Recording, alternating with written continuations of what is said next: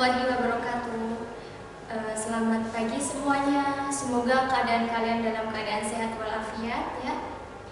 Jangan lupa anak-anakku patuhi protokol kesehatan dengan cara menjaga jarak, mencuci tangan. Jangan lupa memakai masker kemanapun kalian berada ya. Kalau misalkan kalian ingin keluar dari suatu tempat. Kemudian menghindari kerumunan dan menjauhi mobilitas. Oke anak-anak, jangan lupa kalian mengisi absensi terlebih dahulu ya di e-learning. Kalian sudah tahu kan absensinya? Nanti ketika kalian ingin mengisi absensi di e-learning, jangan lupa kalian isi daftar kehadiran kalian. Kalian pasti sudah tahu lah, karena kan kalian sudah kelas 8. Nah, nanti kalian isi absensi di e-learning terlebih dahulu ya. Absensinya entah itu hadir, sakit, alfa atau izin. Oke anak-anakku, sebelum kita memulai untuk belajar, alangkah lebih baiknya kita membaca doa terlebih dahulu ya. Bukan dari sini, yuk kita sama-sama berdoa. Oke, siap semua? Oke, kalau sudah siap, yuk doa sebelum belajar. A'udzubillahi minasyaitonirrajim. Bismillahirrahmanirrahim.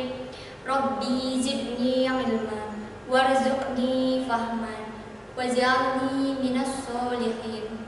Amin amin ya rabbal alamin. Nah, yang artinya, ya Allah, tambahkanlah aku ilmu dan berilah aku kemampuan untuk memahaminya, dan jadikanlah aku termasuk golongan orang-orang yang soleh. Nah, kita sudah berdoa. Jangan lupa kalian mengisi absen terlebih dahulu ya di e-learning yang tadi sudah Ibu jelaskan. Oke, lanjut. Oke anak-anak, hari ini kita akan belajar tentang teks berita terlebih dahulu ya. Jadi materi di kelas 8 ini, bab pertama itu adalah teks berita. Adanya itu memahami teks berita, baik yang dibaca ataupun yang didengar dari televisi, radio, atau media cetak. Oke. Indikatornya apa sih? Indikator yang pertama, setelah pembelajaran itu siswa diharapkan mampu memahami apa sih pengertian dari teks deskripsi, kemudian fungsi teks deskripsi, tujuannya, kemudian ciri-ciri dari memahami teks berita. Kalian dapat memahami suatu teks berita, kemudian kalian dapat memahami apa sih ciri-ciri suatu teks berita, tujuan teks berita, kemudian unsur-unsur dari suatu teks berita, kemudian strukturnya juga. Nah, di hari ini kita hanya belajar tentang pengertian teks berita dan apalagi tujuan atau fungsi teks berita, dan yang terakhir adalah ciri-ciri suatu teks berita. Lanjut. Oke anak-anak, coba Ibu mau tanya sama kalian, pernahkah kalian melihat sesuatu, misalnya sesuatu yang kalian lihat, misalnya pernahkah kalian melihat suatu kecelakaan di jalan? Kalian pernah melihat suatu informasi, misalnya informasi tentang pendemo di jalan yaitu. Anak-anak, pernahkah kalian membaca suatu teks berita? Pernah? Nah, di sini ada contoh teks berita. Pernahkah kalian membaca suatu berita? Ini berita dari mana nih? Ini berita dari media apa? Ini berita dari media elektronik, media cetak ya, bukan elektronik, salah tadi. Maaf ya. Ini dari media cetak. Ini adalah koran. Nah, ini banyak sekali berita-berita yang sudah dipublikasikan di media cetak yang berupa koran. Oke.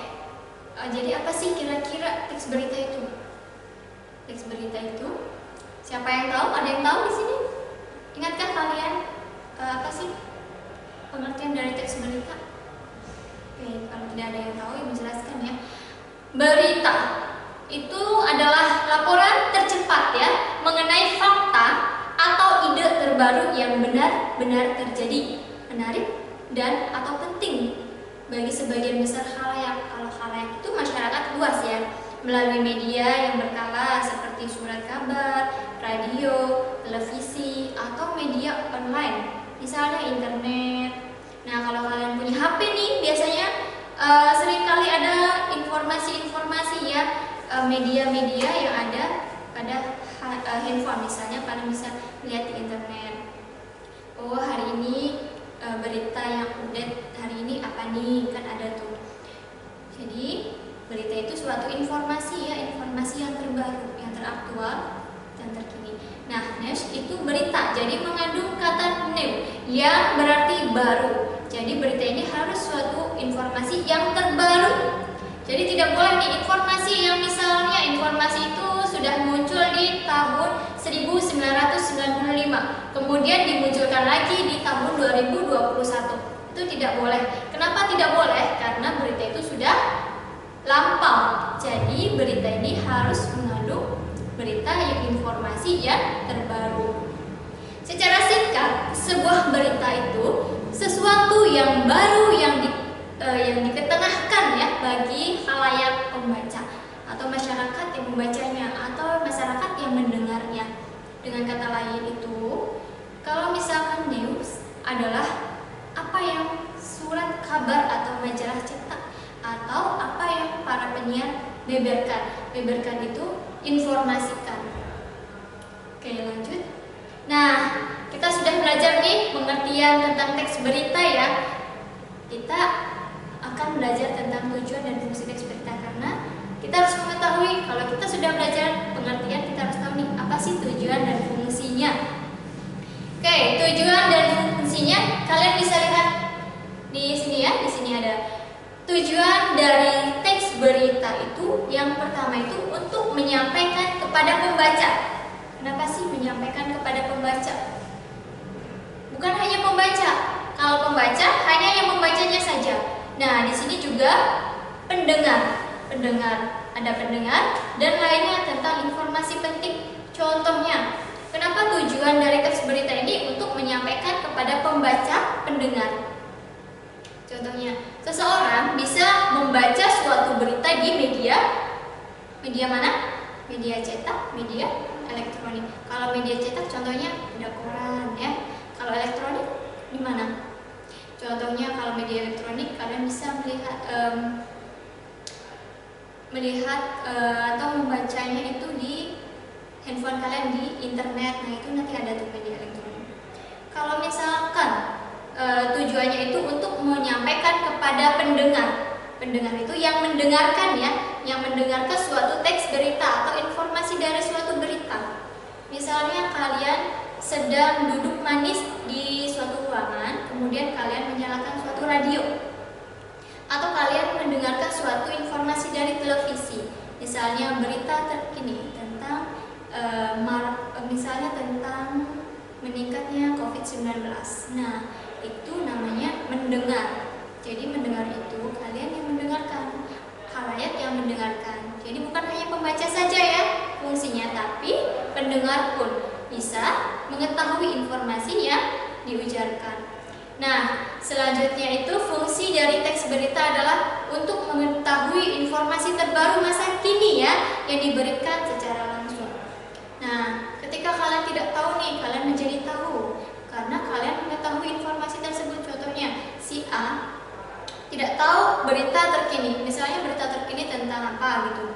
Kemudian ada informasi lagi dari teman kalian. Teman kalian menyampaikan suatu informasi penting. Tahu tidak? Hari ini ada kecelakaan di daerah, misalnya daerah mana. Kemudian kalian dari teman ke teman, bukan hanya itu ya, kalian harus mencari tahu buktinya benar atau tidak kecelakaan itu terjadi. Kalian harus mencari tahu. Nah, fungsinya itu, yang tadinya tidak tahu menjadi tahu. Contoh lain lah, ketika kalian misalnya membaca koran, yang membaca informasi berita di media cetak, contohnya koran, kalian bisa membaca, kemudian kalian bisa mengetahui, oh ternyata berita hari ini apa saja, oh ternyata berita yang kemarin apa saja. Nah, begitu. Jadi tujuan dan fungsi berita itu seperti itu. Oke.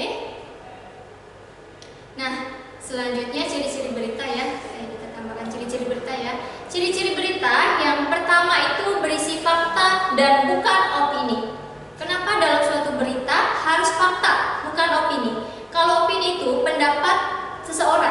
pendapat penulis. Kalian tahu siapa yang menulis berita dinamakan apa? Orang yang menulis berita itu dinamakan siapa? Kalau orang yang mencari berita namanya siapa?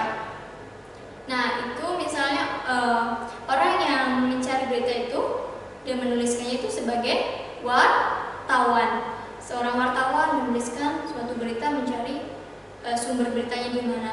Nah, itu tidak boleh berdasarkan diri sendiri, tidak boleh berdasarkan pendapat diri sendiri, harus berisi fakta. Tidak boleh dibuat-buat, tidak boleh direkayasa ya. Jadi harus berupa fakta. Kenapa berupa fakta? Karena isi informasi tersebut bisa dipertanggungjawabkan. Contohnya, ketika ada suatu berita bencana alam nih di daerah, misalnya di daerah mana. Kemudian yang membacanya, oh saya mempunyai saudara nih di daerah itu, ya ampun ternyata hari ini ada berita bencana alam. Nah, kalian panik bukan? Kalian menghubungi orang sana, ternyata tidak terjadi apa-apa.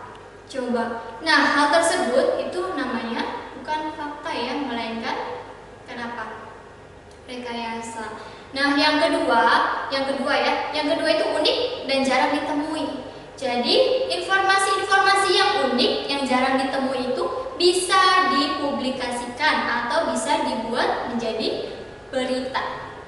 Contoh-contoh yang uniknya, misalnya ada seekor ikan yang bentuknya sangat indah, misalnya, atau bentuknya itu besar ya. Nah, itu unik yang jarang ditemui oleh khalayak. Kemudian yang ketiga adalah aktual. Apa sih aktual itu? Kalau aktual itu adalah terbaru. Jadi informasi-informasi yang terbaru, yang terpenting itu bisa diberitakan. Kemudian yang keempat adalah tidak ada rekayasa. Jadi dalam suatu informasi teks berita tidak boleh ada rekayasa. Misalnya nih, dibuat-buat ya kalau rekayasa itu. Kalau misalkan di sini ada suatu informasi kejadian fenomena alam, nah kemudian itu direkayasa ya, oh ternyata ini adalah begini-begini. Nah itu rekayasa seseorang, itu tidak boleh, karena itu bisa dipertanggungjawabkan.